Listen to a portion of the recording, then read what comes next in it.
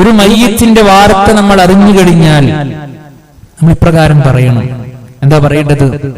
ഇന്നാ ലില്ലാഹി വ ഇന്നാ ഇലൈഹി റാജിഊൻ. തീർച്ചയായും ഞങ്ങൾ ആ റബ്ബിൽ നിന്ന് വന്നവരാണ്, ആ റബ്ബിലേക്ക് തന്നെ ഞങ്ങൾ പോകേണ്ടവരാണ്. ഇത് പ്രാർത്ഥിക്കണം പ്രിയപ്പെട്ടവരെ. അത് മനസ്സറിഞ്ഞുകൊണ്ട് പ്രാർത്ഥിക്കാൻ നമുക്ക് സാധ്യമാകണം. കാരണം ഈ ലോകത്തുള്ള എത്ര വലിയ പണക്കാരനായാലും പണിക്കാരനായാലും കുബേരനായാലും കുചേലനായാലും പ്രിയപ്പെട്ടവരെ, അല്ലാഹു സുബ്ഹാനഹു വ തആല നമ്മുടെ മേൽ നിശ്ചയിച്ച ആ അവധി അങ്ങ് വന്നെത്തിക്കഴിഞ്ഞാൽ ആ മരണം അവിടെ സംഭവിക്കും.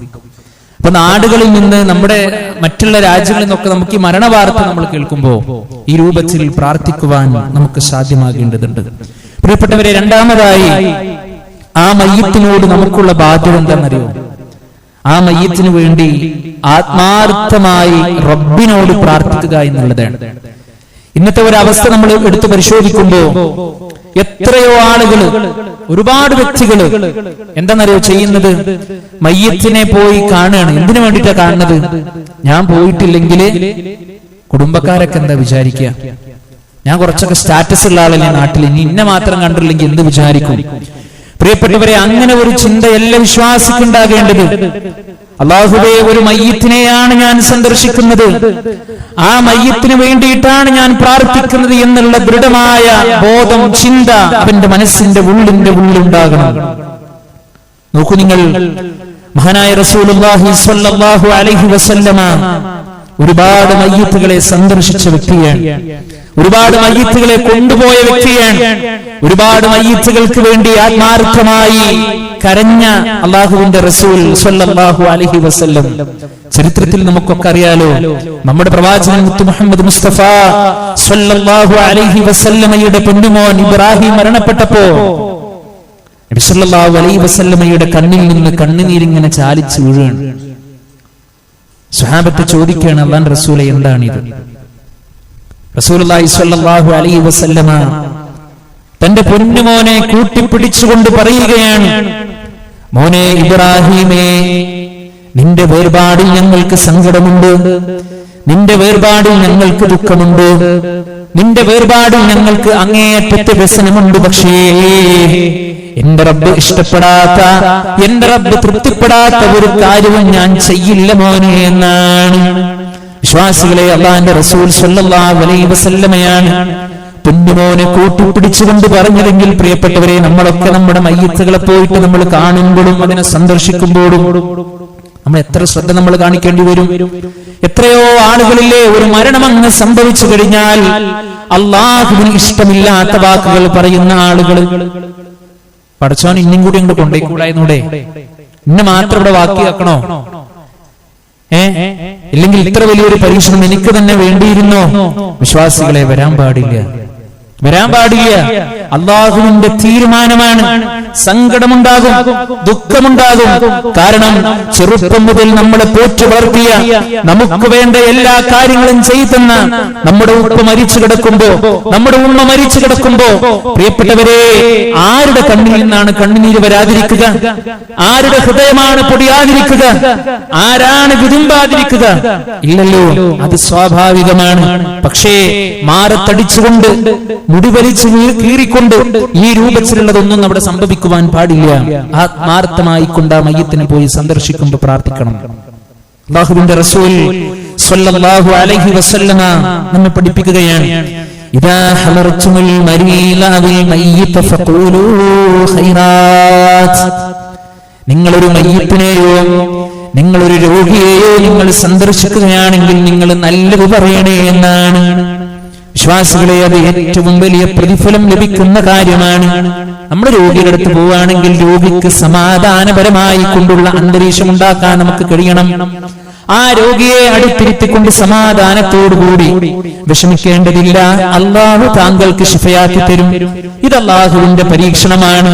താങ്കൾക്ക് അല്ലാഹു രോഗമാണ് പരീക്ഷണമായി തന്നത് എങ്കിൽ സഹോദര, മറ്റുള്ളവർക്ക് പടച്ച റബ്ബ് വേറെയാണ് കൊടുത്തിട്ടുള്ളത്. അതുകൊണ്ട് സങ്കടപ്പെടണ്ട, ആവലാതിപ്പെടണ്ട എന്ന് പറഞ്ഞുകൊണ്ട് ആ രോഗിയെ സമാധാനിപ്പിക്കുവാൻ നമുക്ക് സാധ്യമാകണം.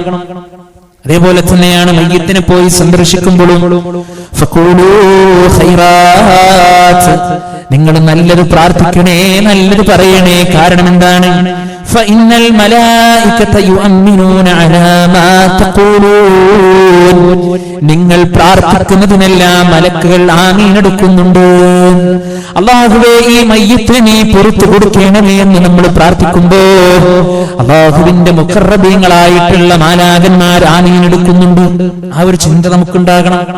പക്ഷെ നമ്മുടെയൊക്കെ മനസ്സിലുണ്ടാകുന്ന ചിന്ത എന്താ? ഞാനിത് പോയി കണ്ടിട്ടില്ല എങ്കിൽ ആളുകൾ എന്നെ കുറിച്ച് എന്ത് വിചാരിക്കും? എന്റെ കുടുംബജീവിതം നഷ്ടപ്പെടുമോ? എന്റെ അയൽപ്പക്ക ബന്ധം ഇല്ലാതാകുമോ? പ്രിയപ്പെട്ടവരെ, അതിനൊക്കെ പരിഹാരമുണ്ട്. ദുനിയാവിലെ പ്രശ്നങ്ങൾക്ക് വേണ്ടി മനസ്സിനെ ഒരു ഭാഗത്തേക്കും അലട്ടേണ്ടതില്ല. പരിഹാരം അല്ലാഹു സുബ്ഹാനഹു വ തആല വെച്ചിട്ടുണ്ട്. പക്ഷേ നാളെ പരലോകത്തേക്ക് വേണ്ടത് നമ്മൾ കാണണം, ഖബറിലേക്ക് വേണ്ടത് നമ്മൾ കാണണം. നമുക്ക് സ്നേഹത്തോടെ വാത്സല്യത്തോടെ നന്മകൾ പറഞ്ഞു തന്ന മാതാപിതാക്കളില്ലാത്ത ഖബർ, ഉപ്പയില്ലാത്ത ഖബർ, ഉമ്മയില്ലാത്ത ഖബർ, ആരുമില്ലാത്ത ആ പരലോകം, അവിടെ പ്രിയപ്പെട്ടവരെ നമ്മൾ മാത്രമാണ് ഉണ്ടാവുക. അതുകൊണ്ട് ആ മയ്യിത്തിന് വേണ്ടി ആത്മാർത്ഥമായി കൊണ്ട് പ്രാർത്ഥിക്കുക എന്നുള്ളതാണ് അതിനോടുള്ള രണ്ടാമത്തെ ഒരു ബാധ്യത. അല്ലാഹു നമ്മെ അനുഗ്രഹിക്കുമാറാകട്ടെ. പ്രിയപ്പെട്ടവരെ, അതുപോലെ ആ മയ്യിത്തിനോടുള്ള മറ്റൊരു ബാധ്യതയാണ് ആ മയ്യിത്തിനെ കുളിപ്പിക്കുക എന്നുള്ളത്. ഇന്ന് അല്ലാഹുവിന്റെ അനുഗ്രഹത്താൽ നമുക്ക് സൗകര്യങ്ങൾ ഏറെയാണ്. അല്ലാഹുവിന്റെ ദീന് പഠിക്കാൻ, അല്ലാഹുവിന്റെ ദീൻ മറ്റുള്ളവരിലേക്ക് എത്തിക്കാൻ, എന്ത് നന്മകളും ചെയ്യാൻ സൗകര്യമേറെയാണ്. നമ്മൾ ഓരോരുത്തരും കൃത്യമായി കൊണ്ട് ആ മയ്യിത്തിനെ കുളിപ്പിക്കുന്ന രീതി നമ്മൾ പഠിക്കണം. 10 മിനിറ്റ് വേണ്ട, അത് കൃത്യമായി ശ്രദ്ധിച്ചിരുന്നുവെന്ന് നോക്കിയാൽ നോക്കൂ നിങ്ങൾ, ആ മയ്യിത്തിനെ കുളിപ്പിക്കാൻ നമുക്ക് സാധ്യമാകണം. ആ മയ്യിത്തിനെ കഫൻ പുടവ അണിയിക്കാൻ, അതിനെ പൊതിയാൻ നമുക്ക് സാധ്യമാകണം. ആ മയ്യിത്തിനെ മറമാടാൻ, അവിടെയുള്ള ബിദ്അത്തുകളിൽ നിന്ന് മാറി നിൽക്കാൻ, അവിടെയുള്ള സുന്നത്തുകളെ അവിടെ ചെയ്യാനുള്ള അറിവും പക്വതയും നമുക്കുണ്ടാകണം. ഒന്ന് ആലോചിക്കാൻ, ചെറുപ്പം മുതൽ നമ്മളെ പോറ്റി വളർത്തിയ നമ്മുടെ പൊന്നുപ്പ മരണപ്പെട്ടിട്ട് ആ പൊന്നുപ്പക്ക് വേണ്ടി നമുക്ക് നമസ്കരിക്കാൻ കഴിയുന്നില്ല എങ്കിൽ, ആ പൊന്നുമ്മച്ചിക്ക് വേണ്ടി നമുക്ക് പ്രാർത്ഥിക്കുവാൻ കഴിയുന്നില്ല എങ്കിൽ, പ്രിയപ്പെട്ടവരെ, നമ്മൾ എത്ര വലിയ ദൗർഭാഗ്യവാന്മാരാണ്. മാതാപിതാക്കൾക്ക് കിട്ടുന്ന ഏറ്റവും വലിയ സമ്പാദ്യം എന്ന് പറഞ്ഞ നല്ല മക്കളാണ്. അല്ലാഹു നമ്മുടെയൊക്കെ മക്കളെ സ്വാലിഹീങ്ങളായ മക്കളാക്കി മാറ്റുമാറാകട്ടെ. നല്ല ഇൽമു കൊടുത്ത് പ്രദാനം ചെയ്ത് അനുഗ്രഹിക്കുമാറാകട്ടെ. അല്ലാഹുവിന്റെ റസൂൽ സ്വല്ലല്ലാഹു അലൈഹി വസല്ലമ പറയുകയാണ്, അങ്ങനെ ആ മയ്യിത്തിനെ നിങ്ങൾ കുളിപ്പിച്ചു കഴിഞ്ഞാൽ, ആ മയ്യിത്തിനെ നിങ്ങൾ കഫൻ പുടവ അണിയിച്ചു കഴിഞ്ഞാൽ, അങ്ങനെ ആ കാര്യങ്ങളൊക്കെ ചെയ്തു കഴിഞ്ഞാൽ പിന്നെ നിങ്ങൾ മറമാടൽ പെട്ടെന്ന് നടത്തണം. എത്രയോ ആളുകൾ പറയാറുണ്ട്, ഇന്ന ഭാഗത്താണ് മോനുള്ളത്, ഇന്ന ഭാഗത്താണ് മകളുള്ളത്. ഒക്കെ ശരിയാണ് പ്രിയപ്പെട്ടവരെ. രക്ഷിതാക്കളെ, നമ്മൾ നമ്മുടെ കുടുംബക്കാരോട് നമ്മൾ വസീയത്ത് ചെയ്യേണ്ടത് എങ്ങനെയാണെന്നറിയുമോ? ഞാൻ എവിടെയാണോ മരിച്ചത്, നിങ്ങൾ എന്നെ അവിടെ നിങ്ങൾ മറവ് ചെയ്യണം. അങ്ങനെ നമ്മൾ വസീയത്ത് ചെയ്ത് വെക്കണം. അതാണ് രീതി എന്നുള്ളത്. നോക്കൂ നിങ്ങൾ, അല്ലാഹുവിന്റെ റസൂൽ സ്വല്ലല്ലാഹു അലൈഹി വസല്ലമ പറയുകയാണ്, ഇദാ മാത അഹദുകും ഫലാ തുഹബ്ബസൂ, നിങ്ങളിൽ ആരെങ്കിലും ഒരാൾ മരണപ്പെട്ടു കഴിഞ്ഞാൽ നിങ്ങൾ മറമാടുന്നതിനെ നിങ്ങൾ ഇങ്ങനെ തടഞ്ഞു വെക്കരുത്. വഅസ്രിഹൂ ബിഹി ഇലാ ഖബരിഹി, ആ മയ്യിത്തിനെ നിങ്ങൾ വേഗം അതിന്റെ ഖബറിലേക്ക് നിങ്ങൾ കൊണ്ടുപോയി വെക്കണം എന്ന് മഹാനായ റസൂലുള്ളാഹി സ്വല്ലല്ലാഹു അലൈഹി വസല്ലം. ഇതൊക്കെ നമ്മുടെ ഒക്കെ ജീവിതത്തിൽ വരാനുള്ളതാണ്. ഒന്ന് ആലോചിച്ച് നോക്കുകയാണ്, മരണപ്പെട്ടു കഴിഞ്ഞാലുള്ള നമ്മുടെ അവസ്ഥ എന്താ പ്രിയപ്പെട്ടവരെ? ഈ ദുനിയാവിൽ തന്നെ നമ്മുടെ അവസ്ഥകളൊന്ന് ആലോചിച്ച് നോക്കണം. എത്ര നിസ്സഹായനാണ് മനുഷ്യൻ. ഒരു ചെറിയ തലവേദന വരുമ്പോഴേക്ക് അസ്വസ്ഥനാകുന്നു നമ്മൾ, ചെറിയ ഒരു വയറുവേദന വരുമ്പോഴേക്ക് പേടിക്കുന്നു നമ്മൾ. നമ്മുടെ ജീവിതത്തിൽ ഇല്ലാത്ത എവിടെയൊക്കെയോ ഒരു രോഗം ഇവിടെ ഇരുന്ന് കേട്ടാൽ പോലും സങ്കടപ്പെടുന്നു നമ്മൾ. ആ നമ്മൾ നമ്മുടെ മരണത്തിന് ശേഷം ആ മരണത്തിന്റെ അവസ്ഥയൊക്കെ ചിന്തിക്കുമ്പോൾ എത്ര വലിയ പാഠങ്ങളാണ് നമുക്ക് ലഭിക്കുന്നത്. അതുകൊണ്ട് അതിന്റെ ഖബറിലേക്ക് നിങ്ങൾ അതിനെ വേഗം എത്തിക്കണം. വീണ്ടും സല്ലല്ലാഹു അലൈഹി വസല്ലമ പറയുന്നത് എന്താണെന്നറിയോ? നിങ്ങൾ ആ മയ്യിത്തിനെ പിന്തുടരണം. നമ്മൾ പെട്ടെന്ന് പോയി മയ്യിത്തിനൊന്ന് കാണും, മയ്യിത്തിന് പ്രാർത്ഥിക്കും, അവിടെയുള്ള കുടുംബക്കാരെന്ന് കാണും, എന്നിട്ട് നമ്മൾ പറയുന്നത് ഞാൻ ഇങ്ങനെ ആവശ്യത്തിന് വേണ്ടി പോവാണെന്ന് പറഞ്ഞ് നമ്മൾ വേഗം പോകും. അതിനപ്പുറം ആ മയ്യിത്തുമായി ബന്ധപ്പെട്ട് അതിന്റെ എല്ലാ പ്രതിഫലങ്ങളും വാരിക്കൂട്ടി വീട്ടിലേക്ക് മടങ്ങാൻ പ്രിയപ്പെട്ട വിശ്വാസികളെ, നമുക്ക് ഓരോരുത്തർക്കും സാധ്യമാകേണ്ടതുണ്ട്. നോക്കൂ, നിങ്ങൾ ആ മയ്യിത്തിനെ പിന്തുടരുക എന്നുള്ളത് ആ വിശ്വാസിയോടുള്ള നമുക്കുള്ള ഏറ്റവും വലിയ ഒരു ബാധ്യത കൂടിയാണ്. അല്ലാഹുവിന്റെ റസൂൽ സ്വല്ലല്ലാഹു അലൈഹി വസല്ലം പഠിപ്പിച്ചു, ഹഖ്ഖുൽ മുസ്ലിമി അലൽ മുസ്ലിമി ഖംസുൻ. ഒരു മുസ്ലിമിനെ മറ്റൊരു മുസ്ലിമിനോട് 5 കടമകളുണ്ട്. ഒരു ഹദീസിൽ 6 കടമകൾ എന്ന് നമുക്ക് കാണാം. വ്യത്യസ്തമായ റിവായത്തുകളിലൂടെ വന്നതായി നമുക്ക് കാണാൻ കഴിയും. എന്ന് നബി സല്ലല്ലാഹു അലൈഹി വസല്ലം പറയുകയാണ്, ഒന്നാമത്തെ അവനോടുള്ള ബാധ്യത എന്തെന്നറിയുമോ? റദ്ദുസ്സലാം, സലാം അടക്കുക എന്നുള്ളതാണ്. രണ്ടാമതായി നബി സല്ലല്ലാഹു അലൈഹി വസല്ലം പറയുന്നു, ഇയാദത്തുൽ മരീം, അവൻ രോഗിയായാൽ നീ അവനെ പോയി സന്ദർശിക്കണം. ഇതൊക്കെ ഒരു ബാധ്യതയാണ് പ്രിയപ്പെട്ടവരെ. ഒരു രോഗിയായി കിടക്കുന്ന മനുഷ്യൻ ആഗ്രഹിക്കുന്ന കാര്യങ്ങൾ എന്തൊക്കെയാണെന്നറിയോ? ആ രോഗിയായ മനുഷ്യൻ ആഗ്രഹിക്കുന്നത്, പടച്ചോനെ ഈ രോഗമൊന്നു മാറി എന്നെ ആരോഗ്യത്തിന്റെ നിലയിലേക്ക് ഒന്ന് എത്തിച്ചു തന്നാൽ ഞാൻ നിസ്കരിച്ചോളാം, ഞാൻ അമലുകൾ ചെയ്തോളാം, ഞാൻ നല്ല ആളായിക്കോളാം റബ്ബേ എന്ന് രോഗി ആഗ്രഹിക്കുമ്പോൾ പ്രിയപ്പെട്ടവരെ, രണ്ടാമതായി രോഗി ആഗ്രഹിക്കണം എന്താണെന്നറിയോ? എന്റെ കുടുംബക്കാർ ഒരല്പനേരം എന്റെ അടുത്തൊന്ന് വന്നിരുന്നുവെങ്കിൽ, എന്നോടൊന്ന് സംസാരിച്ചിരുന്നുവെങ്കിൽ, എന്റെ മക്കളൊക്കെ എന്റെ അടുത്തൊന്ന് ഇരുന്ന് എന്നോട് എന്തെങ്കിലുമൊക്കെ ഒന്ന് പറഞ്ഞിരുന്നുവെങ്കിൽ എന്ന് ആഗ്രഹിക്കുന്ന രോഗികൾ. അതേപോലെ നമ്മൾ ചെയ്യേണ്ടത് പ്രിയപ്പെട്ടവരെ, രോഗികളായി കിടക്കുന്ന ആളുകളെ നമ്മൾ ഇടക്കിടക്കൊന്ന് ചാഞ്ഞും ചെരിച്ചൊന്ന് മാറ്റി കിടത്തി കൊടുക്കണം. അവർക്കൊരു സുഖാണത്. കാരണം ശരീരം അനങ്ങാതെ ആ കിടന്ന കിടപ്പിൽ തന്നെ കിടക്കുമ്പോൾ ഉണ്ടാകുന്ന പ്രയാസം അത് ഏറെയാണ്. അതൊക്കെ നമുക്ക് ആ വിഷയത്തിൽ നമുക്ക് ആ രോഗിയോടുള്ള ബാധ്യതയാണ്. അതുപോലെ റസൂലുള്ളാഹി സ്വല്ലല്ലാഹു അലൈഹി വസല്ലം പഠിപ്പിച്ചു, വത്തിബാഉൽ ജനായിസ്, അവന്റെ മയ്യിത്തിനെ നിങ്ങൾ പിന്തുടരണം. ആ മയ്യിത്തിനെ പിന്തുടരാൻ നമുക്ക് സാധ്യമാകണം. അവൻ തുമ്മിയിട്ട് അൽഹംദുലില്ലാ എന്ന് പറഞ്ഞാൽ, പ്രാർത്ഥിച്ചാൽ അവന് വേണ്ടി നീ റബ്ബിനോട് പ്രാർത്ഥിക്കണം എന്നുള്ളതാണ്. നോക്കൂ നിങ്ങൾ, ഇത് മുസ്ലിമിനെ മറ്റൊരു മുസ്ലിമിനോടുള്ള കടമകളായിക്കൊണ്ട് അല്ലാഹുവിന്റെ റസൂൽ സ്വല്ലല്ലാഹു അലൈഹി വസല്ലം പഠിപ്പിച്ചാണ്. ഒരു നല്ല മനുഷ്യനാണെങ്കിൽ, ഒരു നല്ല വ്യക്തിയാണെങ്കിൽ അവൻ ഒരിക്കലും പേടിക്കേണ്ടതില്ല, അവൻ ഒരിക്കലും ഭയപ്പെടേണ്ടതില്ല. ചീത്ത മനുഷ്യനാണോ, അല്ലാഹുവിന്റെ നിയമങ്ങളും നിർദ്ദേശങ്ങളും പാലിക്കാതെ താൻ തോന്നിയായി തമ്മാടിയായി ജീവിച്ച മനുഷ്യനാണോ, അവൻ നാളെ ഖേദിക്കേണ്ടി വരും എന്നുള്ളതാണ്. പ്രിയപ്പെട്ടവരെ, അല്ലാഹുവിന്റെ റസൂൽ സ്വല്ലല്ലാഹു അലൈഹി വസല്ലം ഹദീസിലൂടെ പഠിപ്പിക്കുന്ന നമുക്ക് കാണുവാൻ കഴിയും, ഇദാ ബുദിഅത്തിൽ ജനാസത്തു വഹ്തമലഹ റിജാലു അലാ അഅനാഖിഹിം, മയ്യിത്ത് കട്ടിലിൽ വെച്ച് പുരുഷന്മാർ ആ മയ്യിത്തിനെ ചുമലിലേറ്റി അങ്ങ് പുറപ്പെടാൻ എന്ന് കഴിഞ്ഞാൽ, ഫഇൻ കാനത് സ്വാലിഹാ, ആ മരിച്ച വ്യക്തി ഒരു നല്ല മയ്യിത്താണോ, അവൻ പറഞ്ഞു പോകും, ഖദ്ദിമൂനി, നിങ്ങൾ എന്നെ വേഗം കൊണ്ടുപോകണമേ. നല്ല മയ്യിത്താണെങ്കിൽ അത് പറയുന്നതാണ്, ഖദ്ദിമൂനി, നിങ്ങൾ എന്നെ പെട്ടെന്ന് കൊണ്ടുപോകും, നിങ്ങൾ എന്നെ വേഗം കൊണ്ടുപോകൂ. എന്നാൽ വഇൻ കാനത് ഗൈറ സ്വാലിഹ, ഒരു താൻ തോന്നിയായ മയ്യിത്താണോ അത് എങ്കിൽ, പ്രിയപ്പെട്ടവരെ, അത് പറഞ്ഞെന്താ അറിയോ? യാ വൈലഹാ അയ്ന യദ്ഹബൂന ബിഹാ, എന്റെ നാശമേ, നിങ്ങൾ എവിടേക്കാണ് ഇതിനെ കൊണ്ടുപോകുന്നത് എന്നാണ്. നോക്കൂ പ്രിയപ്പെട്ടവരെ, നല്ല ആളും ചീത്ത ആളും തമ്മിലുള്ള വ്യത്യാസം എന്ന് നബി സല്ലല്ലാഹു അലൈഹി വസല്ലം പഠിപ്പിക്കുകയാണ്. യസ്മഉ സൗതഹാ കുല്ല ഷൈഇൻ, ആ ശബ്ദമുണ്ടല്ലോ, ആ മയ്യിത്തിന്റെ അട്ടഹാസമുണ്ടല്ലോ, അതിന്റെ പ്രയാസമുണ്ടല്ലോ, അത് എല്ലാ വസ്തുക്കളും കേൾക്കും. ഇല്ലൽ ഇൻസാൻ, മനുഷ്യരൊഴികെ നമുക്കത് കേൾക്കാൻ കഴിയില്ല, നമുക്കത് കേൾക്കാൻ കഴിയില്ല. അതിന്റെ യുക്തി റസൂലുള്ളാഹി സ്വല്ലല്ലാഹു അലൈഹി വസല്ലം പഠിപ്പിച്ചു, വലൗ സമിഅഹു സ്വഇഖാ, ആ മനുഷ്യൻ അത് കേട്ടിരുന്നുവെങ്കിൽ അവൻ ബോധം കെട്ട് വീഴുമായിരുന്നു. പിന്നെ ഒരു ബാപ്പയെയും പള്ളിക്കാട്ടിലേക്ക് കൊണ്ടുപോകാൻ ഒരു മകനുണ്ടാവൂല, ഒരു മകനെ കൊണ്ടുപോകാൻ ബാപ്പയുണ്ടാവുകയില്ല, ആരുമുണ്ടാവുകയില്ല. അത്രയേറെ ഭയവിഹ്വലരായി മാറുന്ന ഒരു സന്ദർഭമാണ് പ്രിയപ്പെട്ടവരെ അത്. നമ്മൾ ഓരോരുത്തരും നിന്നെ ഖുത്ബ ശ്രവിക്കുന്ന ഞാൻ ഉൾപ്പെടെ പ്രിയപ്പെട്ടവരെ ചിന്തിക്കുക, മയ്യിത്ത് കട്ടിൽ നമ്മളെ കൊണ്ടുപോകുമ്പോ നമ്മുടെ അവസ്ഥ എന്തായിരിക്കുമെന്ന്. ഇപ്പോഴും നമുക്കുള്ള സമാധാനം എന്താ? ഞാനിപ്പോഴൊന്നും മരിക്കൂല, കാരണം എനിക്ക് വലിയ രോഗങ്ങളൊന്നുമില്ല, എനിക്ക് പിന്നെ ശാരീരികമായിട്ടൊരു പ്രയാസമില്ല. പ്രിയപ്പെട്ടവരെ, അതൊന്നും ഒരു തടസ്സമല്ല.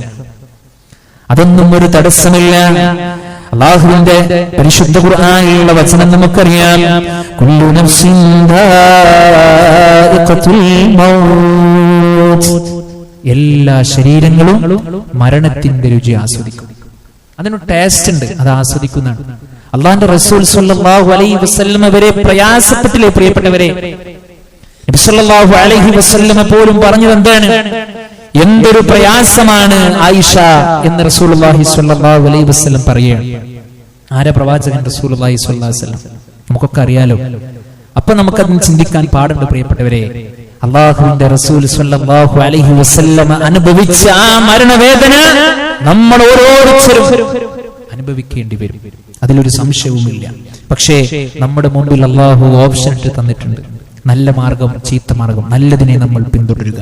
നോക്കൂ നിങ്ങൾ, അള്ളാഹുവിന്റെ റസൂൽ സ്വല്ലല്ലാഹു അലൈഹി വസല്ലമ സ്ത്രീകൾക്ക് ജനാസയോടൊപ്പം പുറപ്പെടുന്നതിനെ അനുവദിച്ചിട്ടില്ല.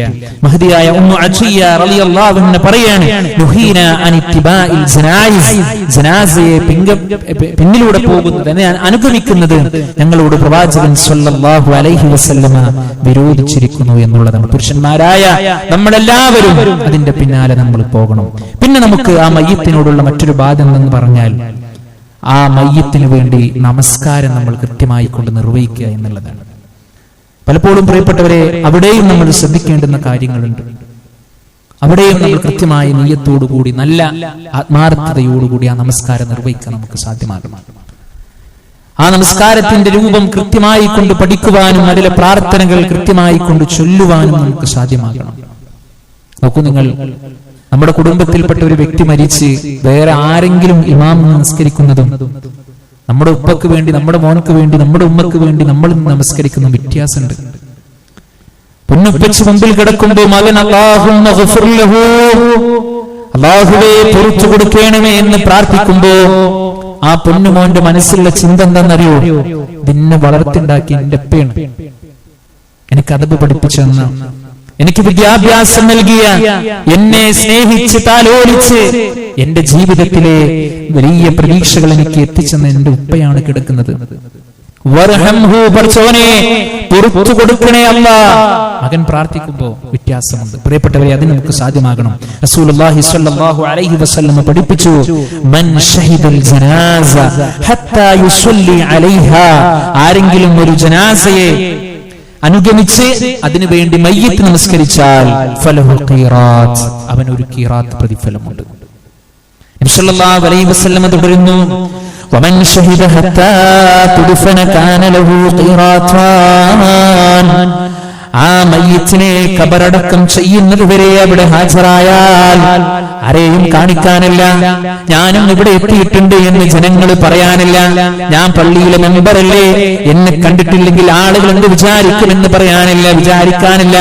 മറിച്ച് അല്ലാഹുവിന്റെ പ്രതിഫലം ആഗ്രഹിച്ചുകൊണ്ട് ആ മയ്യിത്ത് മറമാടുന്നത് വരെ അവിടെ ഹാജരായാൽ ഖീറാത്താൻ, അവൻക്ക് 2 ഖീറാത്ത് പ്രതിഫലമുണ്ടെന്ന് ഹബീബുന റസൂലുള്ളാഹി സ്വല്ലല്ലാഹു അലൈഹി വസല്ലം നമ്മെ പഠിപ്പിക്കുകയാണ്. സ്വഹാബത്ത് ചോദിക്കുകയാണ്, വമൽ ഖീറാത്താൻ, അല്ലാഹുവിന്റെ റസൂലേ എന്താണ് ഖീറാത്ത് എന്ന് പറഞ്ഞാൽ? മിസ്ലുൽ ജബലൈനിൽ അളീമൈൻ, വലിയ രണ്ട് പർവ്വതം പോലെയുള്ള പ്രതിഫലം അല്ലാഹു സുബ്ഹാനഹു വ തആല വ്യക്തിക്ക് കൊടുക്കും. ഇപ്പൊ നമ്മുടെ പുതുനഗരം കഴിഞ്ഞ് അവിടെ കുറച്ച് അപ്പുറത്തുള്ള ഏതെങ്കിലും ഒരു സ്ഥലത്ത് ഒരു ഓഫർ ഉണ്ട്, നമ്മൾ ഇറങ്ങി കഴിഞ്ഞാൽ എന്തേ കാര്യപ്പെടുത്ത അവസ്ഥ? നമ്മൾ കൂട്ടുകാരെ അറിയിക്കും, നമ്മൾ വാഹനം ശരിയാക്കും, നമ്മൾ സമയം ശരിയാക്കും. എന്താണ്?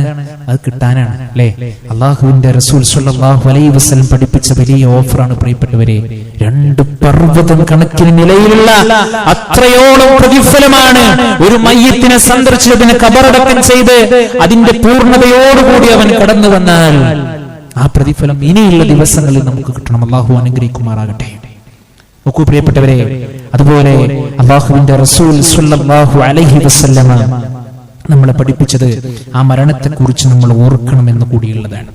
ഇത്തരത്തിൽ നമ്മൾ മയ്യിത്തിനെ സന്ദർശിക്കുമ്പോ, മയ്യിത്തിനെ മറവ് ചെയ്യുമ്പോ, മയ്യിത്തിന്റെ പിന്നാലെ പോകുമ്പോ നമ്മുടെ കൽബിലുണ്ടാകുന്ന ചിന്ത, അല്ലാഹുവേ ഇതുപോലെ ഒരു ദിവസം എനിക്കും യാത്ര തിരിക്കേണ്ടതുണ്ടല്ലോ റബ്ബേ.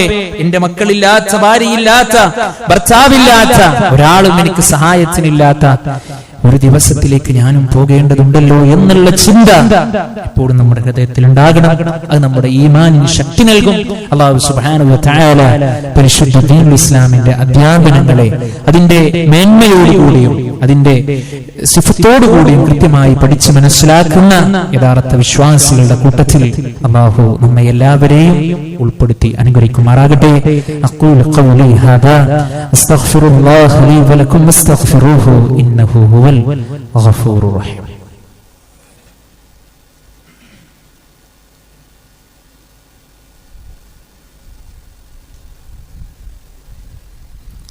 അൽഹംദുലില്ലാഹ് حمدا كثيرا طيبا مباركا فيه. اللهم صل على محمد وعلى آل محمد كما صليت على إبراهيم وعلى آل إبراهيم إنك حميد مجيد. أيها الناس أوصيكم وإياي ثانيا بتقوى الله. ഒരിക്കൽ കൂടി അല്ലാഹുവിനെ സൂക്ഷിച്ചുകൊണ്ട് അവന് വഴിപ്പെട്ടുകൊണ്ട് ജീവിക്കണമേ എന്ന് സ്വന്തത്തെ മറക്കാതെ ഉപദേശിക്കുന്നു, ഗൗരവപൂർവ്വം വസിയത്ത് ചെയ്യുന്നു. അല്ലാഹു സുബ്ഹാനഹു വ തആല നമുക്കെല്ലാവർക്കും അതിന് തൗഫീഖ് നൽകി അനുഗ്രഹിക്കുമാറാകട്ടെ. പ്രിയപ്പെട്ടവരെ, ആ മയ്യിത്തിനെ മറമാടിക്കഴിഞ്ഞാൽ, നമ്മൾ പറഞ്ഞ പ്രതിഫലമൊക്കെ കരസ്ഥമാക്കി കഴിഞ്ഞാൽ, പിന്നീട് നമുക്ക് ആ മയ്യിത്തിനോടുള്ളൊരു ബാധ്യത എന്ന് പറഞ്ഞാൽ റസൂലുള്ളാഹി സ്വല്ലല്ലാഹു അലൈഹി വസല്ലമയുടെ രീതി സ്വഹാബത്ത് പറയാണ്, കാന നബിയു സ്വല്ലല്ലാഹു അലൈഹി വസല്ലം ഇദാ ഫുരിഅ മിൻ ദഫ്നിൽ മയ്യിതി വഖഫ അലൈഹി. നബി സ്വല്ലല്ലാഹു അലൈഹി വസല്ലമ ആ മയ്യിത്തിനെ മറമാടി കഴിഞ്ഞാൽ പ്രവാചകൻ സ്വല്ലല്ലാഹു അലൈഹി വസല്ലം ഇപ്രകാരം പ്രാർത്ഥിക്കുകയും സ്വഹാബത്തിനോട് പറയും ചെയ്യുമായിരുന്നു. എന്താണ്? ഇസ്തഗ്ഫിറൂ ലി അഖീകും, നിങ്ങൾ നിങ്ങളുടെ സഹോദരന് വേണ്ടി നിങ്ങൾ പാപമോചനം ചോദിക്കുക. ആരോട് പ്രിയപ്പെട്ടവരെ? ആരോട് ചോദിക്കണം? അല്ലാഹുവിനോട് ചോദിക്കണം. നോക്കൂ, നിങ്ങൾ പരിശുദ്ധ ഖുർആനിലെ എത്രയെത്ര വചനങ്ങളാണ് നമ്മുടെ മനസ്സിന് സന്തോഷം ലഭിക്കുന്ന വചനങ്ങൾ. ഖുൽ യാ ഇബാദിയല്ലദീന അസ്റഫൂ അലാ അൻഫുസിഹിം, സ്വന്തം ശരീരങ്ങളോട് അക്രമം പ്രവർത്തിച്ചു പോയ എന്റെ അടിമകളെ, ലാ തഖ്നതൂ മിർ റഹ്മത്തില്ലാഹ്, അല്ലാഹുവിന്റെ കാരുണ്യത്തിൽ നിങ്ങൾ ആരും നിരാശരാകേണ്ടതില്ല. നോക്കൂ, നിങ്ങൾ അയൽവാസിയോട് ചോദിക്കാൻ പരിധിയുണ്ട്, അല്ലേ? കൂട്ടുകാരനോട് ചോദിക്കാൻ പരിധിയുണ്ട്. നമ്മുടെ റബ്ബിനോട് ചോദിക്കാൻ നമുക്ക് പരിധി വേണ്ട. ഏത് സമയത്തും നമ്മുടെ മനസ്സ് തുറക്കാം. റസൂലുള്ളാഹി അലൈഹി വസല്ലം പറയുന്നു, ഇസ്തഗ്ഫിറൂ ലി അഖീകും, നിങ്ങൾ ആ സഹോദരന് വേണ്ടി നിങ്ങൾ പൊറുക്കലിനെ ചോദിക്കണേ. വസ്സലൂ ലഹു അത്തസ്ബീഹ്, അവനും ഒരു സ്ഥൈര്യം കിട്ടാൻ വേണ്ടിയിട്ട് നിങ്ങൾ റബ്ബിനോട് ചോദിക്കണേ. കാരണം അവനിപ്പോൾ ചോദ്യം ചെയ്യപ്പെടുകയാണ്. ആ മയ്യിത്തിനെ ഖബറിലേക്ക് വെച്ച് കഴിഞ്ഞാൽ പ്രിയപ്പെട്ടവരെ, മലായികത്തുകൾ വരുന്നുണ്ട്. ആ മലായികത്തുകളുടെ ചോദ്യമുണ്ട്, മൻ റബ്ബുക, നിന്റെ റബ്ബ് ആരാണ്? മനുഷ്യ, നല്ല മനുഷ്യനാണെങ്കിൽ റബ്ബിനെ കുറിച്ച് കൃത്യമായി പഠിച്ച് മനസ്സിലാക്കിയ, ജീവിതത്തിൽ തൗഹീദ് അനുസരിച്ചുകൊണ്ട് ജീവിച്ച മനുഷ്യനാണോ, അവൻ പറഞ്ഞു പോകും, റബ്ബി അല്ലാഹ്, എന്റെ റബ്ബ് അള്ളയാണ്. അവൻ പറയും. ജീവിതത്തിൽ എന്തെങ്കിലുമൊക്കെ പ്രയാസങ്ങൾ വരുമ്പോ ഈ ഐക്കല്ലും തകിടും മറ്റുള്ള ചില കുറുക്കുവഴികൾ സ്വീകരിക്കുന്ന ആളുകളുണ്ടല്ലോ, ഓൽക്കുന്നത് പ്രതീക്ഷിക്കണ്ട. പ്രിയപ്പെട്ടവരെ, കറകളഞ്ഞ തൗഹീദുള്ളവർക്കേ രക്ഷയുള്ളൂ. അല്ലാഹു ആ കൂട്ടത്തിൽ നിന്ന് ഉൾപ്പെടുത്തി അനുഗ്രഹിക്കുമാറാകട്ടെ. നബി സല്ലല്ലാഹു അലൈഹി വസല്ലം പ്രാർത്ഥിച്ചു, അല്ലാഹുമ്മ ഗഫിർ ലഹു, അല്ലാഹുവേ ഈ വ്യക്തിക്ക് നീ പുറത്തു കൊടുക്കണമേ. അല്ലാഹുമ്മ സബ്ബിത്ഹു, അല്ലാഹുവേ അവനെ നീ ഉറപ്പിച്ചു നിർത്തണമേ എന്ന്. അല്ലേ, സാധാരണയായി നമ്മളൊക്കെ പ്രാർത്ഥിച്ചു വരാവുന്ന ചില പ്രാർത്ഥനകൾ നമുക്ക് കാണാൻ കഴിയും. എന്താണ്? അല്ലാഹുമ്മ സബ്ബിത്ഹു ഇൻദ സുആൽ, അല്ലാഹുവേ ആ ചോദ്യം ചോദിക്കുന്ന സന്ദർഭങ്ങളിൽ ആ മനുഷ്യന് നീ സ്ഥൈര്യം കൊടുക്കണമേ അല്ലാഹ്. മലക്കുകൾ ചോദ്യം ചോദിക്കുമ്പോ അത് പറയാനുള്ള ഒരു സ്ഥൈര്യം നീ കൊടുക്കണമേ. ഇത് പ്രാർത്ഥിക്കുമ്പോൾ നമ്മുടെ ഹൃദയത്തിലും പ്രിയപ്പെട്ടവരെ അർത്ഥം കടന്നു വരേണ്ടതുണ്ട്. അല്ലാഹുമ്മ അൽഹിംഹുൽ ജവാബ്, അല്ലാഹുവേ നീ അദ്ദേഹത്തിന് മറുപടി നീ തോന്നിപ്പിക്കണമേ. പ്രയാസമുണ്ടാക്കാതെ മറുപടി പറയാൻ നമുക്ക് സാധ്യമാകണേ. അല്ലാഹുമ്മ ജാഫൽ ഖബ്രി അൻ ജംബൈഹി, അല്ലാഹുവേ അദ്ദേഹത്തിന്റെ ഖബറിനെ ഇരു പാർശ്വങ്ങളിൽ നിന്നും നീ അകറ്റി കൊടുക്കണമേ, അഥവാ അവർക്ക് നീ വിശാലമാക്കി കൊടുക്കണമേ. അല്ലാഹുമ്മ ഗഫിർ ലഹു, അല്ലാഹുവേ നീ അവനോട് പുറത്തു കൊടുക്കണമേ. വർഹംഹു, അവനോട് നീ കരുണ കാണിക്കണമേ. അല്ലാഹുമ്മ ആമിൻഹു മിൻ കുല്ലി ഫസൽ, പടച്ചോനെ എല്ലാവിധ ബുദ്ധിമുട്ടുകളിൽ നിന്നും പ്രയാസങ്ങളിൽ നിന്നും ആ മയ്യിത്തിന് നീ നിർഭയത്വം നൽകണമേ.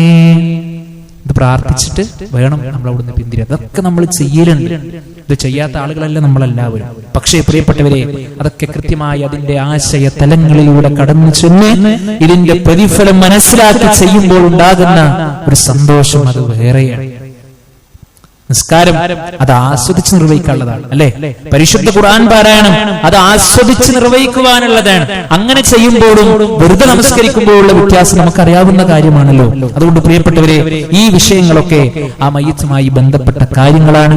ഇതിന്റെ ഉള്ളുകളിലേക്ക് നമുക്ക് പോകാനുള്ള സമയം ഒരു ഖുതുബയുടെ പരിധി നമുക്ക് പെടൂല. അത് കൂടുതൽ സമയം നമുക്ക് ആവശ്യമാണ്. നിങ്ങൾ എല്ലാവരും അത് പഠന വിധേയമാക്കുക, കൃത്യമായി കൊണ്ട് പഠിക്കുക.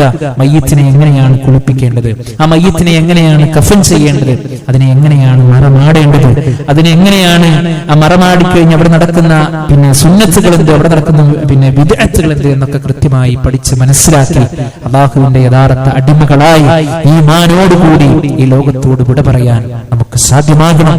അല്ലാഹു സുബ്ഹാനഹു വ തആല നമുക്കെല്ലാവർക്കും അതിന് തൗഫീഖ് നൽകി അനുഗ്രഹിക്കുമാറാകട്ടെ.